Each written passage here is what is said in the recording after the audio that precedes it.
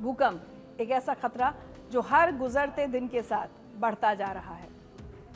वैसे तो सैकड़ों सालों से लोग भूकंप के झटके महसूस कर रहे हैं और उससे होने वाली तबाही को देखते आ रहे हैं, लेकिन पिछले कुछ साल में भूकंप की जो घटनाएं सामने आई हैं वो अलार्मिंग सिचुएशन की तरफ इशारा कर रही हैं।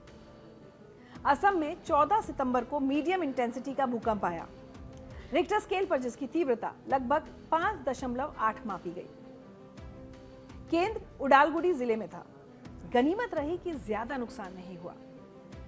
उससे एक दिन पहले 13 सितंबर को रूस के कमचटका क्राई क्षेत्र के पूर्वी तट के पास 7.4 तीव्रता का भीषण भूकंप आया, जिसके बाद वहां सुनामी की चेतावनी जारी की गई। इससे पहले अफगानिस्तान में पिछले महीने की 31 तारीख को 2 प्रांतों में 6 तीव्रता का भूकंप आया।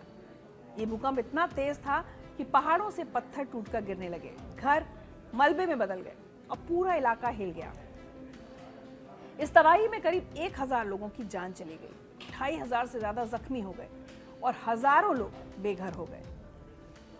हम अक्सर टीवी या मोबाइल पर आते जाते इस तरह की भूकंप की खबरें सुनते रहते हैं, लेकिन असल में जमीन क्यों हिलती है ये बात कम ही समझ आती है। चलिए आज आसान सी भाषा में आपको समझाती हूँ कि भूकंप क्यों आता है और इन्हें कैसे मापा जाता है। दरअसल धरती की सतह टाइल्स या कहें कि प्लेट्स का बड़ा पजल है, जिक्सॉ पजल की तरह। ये प्लेट्स धीमे धीमे हिलती रुकती रहती हैं, कभी टकराती हैं, कभी ऊपर नीचे फिसलती हैं। जब इनमें से कोई प्लेट अचानक बड़ी ताकत के साथ टकराती है तो तेज झटके लगते हैं और ये झटके ही भूकंप कहलाते हैं। प्रशांत महासागर के चारों तरफ फैला चक्र, जहां रोज करोड़ों टन दबाव बनता है, जिससे जापान, इंडोनेशिया और अमेरिका में अक्सर जोरदार झटके महसूस होते हैं। हिमालय रेंज के नीचे मौजूद प्लेट्स की वजह से नेपाल और भारत के उत्तरी इलाके समय समय पर हिलते रहते हैं। मिड अटलांटिक रिज में प्लेट्स दूर दूर फिसलती हैं। जरूरी नहीं कि बहुत जोर का भूचाल आए, लेकिन छोटे छोटे झटके रोजाना आते रहते हैं जिन्हें हम महसूस नहीं करते।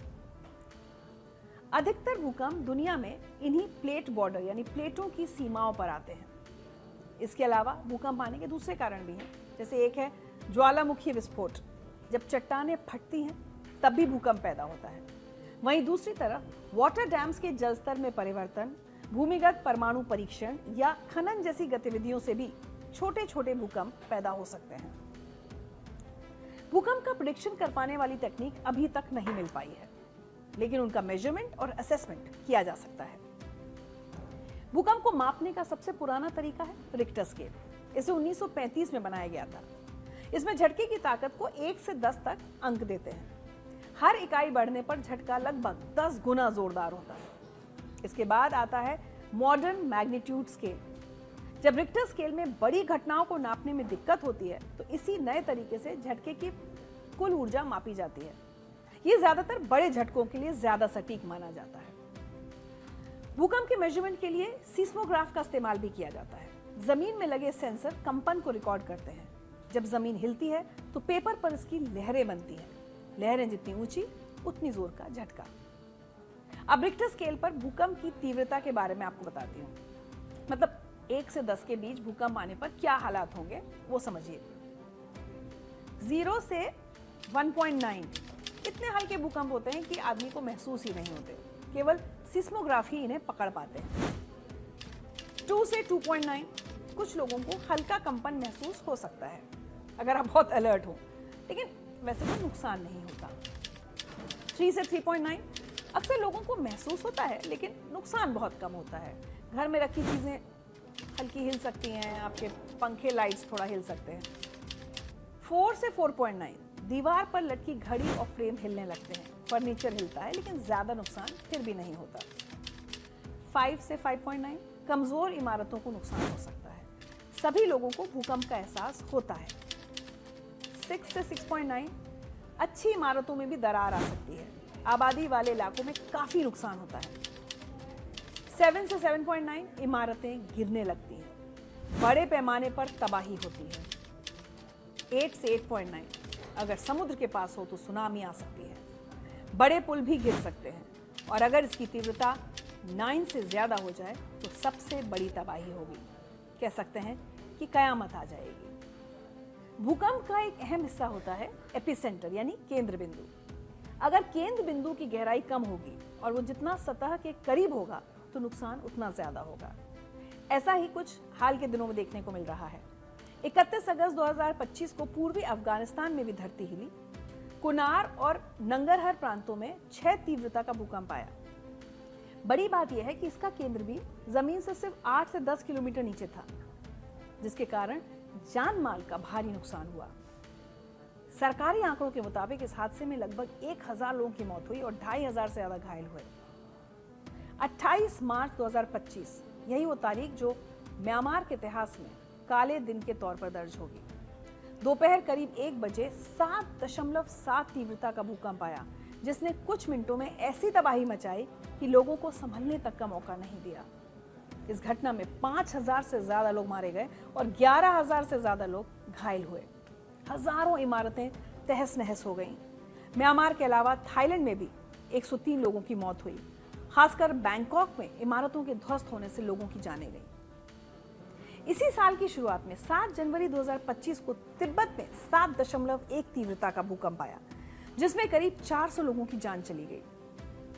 इसी महीने 14 सितंबर को असम में जब भूकंप आया तो लोग जान बचाने के लिए घरों से बाहर भागने लगे। तो असम के नागांव जिले के एक प्राइवेट हॉस्पिटल की 2 नर्सों ने कुछ ऐसा किया कि जिसने वो वीडियो देखा वो हर कोई व्यक्ति भावुक हो गया। जैसे ही नर्सों को महसूस होता है कि भूकंप आया है तो दोनों नर्सों ने अपनी जान की परवाह किए बिना 3 नवजात शिशुओं को अपनी गोद से चिपका लिया। दिल छू लेने वाला ये वीडियो वायरल हो रहा है। मुझे यकीन है कि आपके पास भी जरूर आया होगा। 2001 में गुजरात में आए विनाशकारी भूकंप के निशान अब भी मौजूद हैं। उस तबाही के जख्म आज भी लोगों के जहन में ताजा हैं। 26 जनवरी 2001 भारत के 51वें गणतंत्र दिवस की सुबह करीब 7:45 बजे गुजरात के कच्छ में ऐसा भयानक भूकंप आया था जिसने पूरे देश को हिला दिया। ये भूकंप रिक्टर स्केल पर 7.7 की तीव्रता के साथ आया और लगभग 2-3 मिनट तक चलता रहा। आसपास के राज्यों महाराष्ट्र और राजस्थान में भी इसको महसूस किया गया। मुझे याद है कि मैं उस वक्त राजस्थान के अजमेर शहर में थी और मैंने ये भूकंप के झटके महसूस किए थे। ये भूकंप भारत के इतिहास की सबसे बड़ी प्राकृतिक आपदाओं में से एक था। आधिकारिक आंकड़ों के मुताबिक इस तबाही में करीब 20,000 लोगों ने अपनी जान गंवाई, 2.5 लाख से ज्यादा घायल हुए और करीब 4 लाख परिवार बेघर हो गए थे। सबसे ज्यादा तबाही भुज शहर में हुई, जहां लगभग 10,000 लोगों की मौत हुई और शहर की 38,000 से ज्यादा इमारतें जमींदोज हो गईं। अभी अगर मौजूदा स्थिति की बात की जाए तो उत्तरी भारत में भी लगातार भूकंप के झटके महसूस किए जा रहे हैं। खासकर दिल्ली एनसीआर में पिछले 1 साल के दौरान कई बार धरती हिल चुकी है। भारत में हिमालयी क्षेत्र नॉर्थ ईस्ट के साथ साथ गुजरात के कई इलाके और पश्चिमी राजस्थान सबसे ज्यादा संवेदनशील हैं। भूकंप की संवेदनशीलता के हिसाब से भारत को 4 सीस्मिक जोन्स में बांटा गया है। जान लीजिए कि आपका शहर किस जोन में आता है। जोन 5 यहाँ सबसे ज्यादा खतरा है। इसमें आता है पूरा पूर्वोत्तर भारत, कश्मीर में घाटी वाले हिस्से, हिमाचल प्रदेश का पश्चिमी भाग, उत्तराखंड का पूर्वी भाग, गुजरात का कच्छ, अंडमान निकोबार द्वीप समूह, उत्तर बिहार। यहाँ 7 या उससे अधिक तीव्रता वाले भूकंप आ सकते हैं। जोन 4 मतलब काफी खतरा। इसमें दिल्ली, जम्मू कश्मीर और लद्दाख के हिस्से, हिमाचल प्रदेश और उत्तराखंड के बाकी भाग, उत्तर प्रदेश के उत्तरी हिस्से, सिक्किम, पश्चिमी राजस्थान को शामिल किया गया है। इन क्षेत्रों में 6 से 6.9 तीव्रता तक के भूकंप आ सकते हैं। जोन 3 यानी थोड़ा कम खतरा, इसमें आते हैं केरल, गोवा, लक्षद्वीप, पंजाब, उड़ीसा, उत्तर प्रदेश और हरियाणा के कुछ भाग, पश्चिम बंगाल के कुछ हिस्से, मुंबई, अहमदाबाद और चेन्नई जैसे शहर। यहाँ 5 से 6 तीव्रता तक के भूकंप आ सकते हैं। जोन 2 बेहद कम खतरा या समझ लें ना के बराबर। ये सबसे कम भूकंपीय सक्रियता वाला क्षेत्र है, जहां 4.9 या उससे कम तीव्रता के भूकंप आते हैं। इसमें मध्य प्रदेश, झारखंड, आंध्र प्रदेश, तेलंगाना और कर्नाटक को शामिल किया गया है।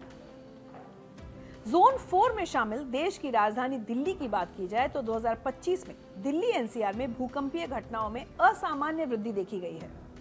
इसी साल जुलाई 2025 तक 17 भूकंप दर्ज किए गए, जो 2015 से 2024 के औसत से 70% ज्यादा है। ये एक अलार्मिंग सिचुएशन की तरफ इशारा है। इसके लिए राष्ट्रीय आपदा प्रबंधन प्राधिकरण यानी NDMA ने तैयारी तेज कर दी है। इसी साल जुलाई अगस्त में दिल्ली NCR में भूकंप को लेकर मॉक ड्रिल्स की गई। आपातकालीन वाहनों और बचाव दलों की तैनाती का अभ्यास किया गया। वैसे तो भूकंप एक प्राकृतिक आपदा है, लेकिन तैयारियों और सावधानियों से लोगों की सुरक्षा सुनिश्चित की जा सकती है। आप भी अपनी और अपने परिवार की सुरक्षा कर सकते हैं। घर में ऐसे कोने या क्षेत्र को पहचानें जहां भूकंप आने पर सुरक्षित महसूस हो।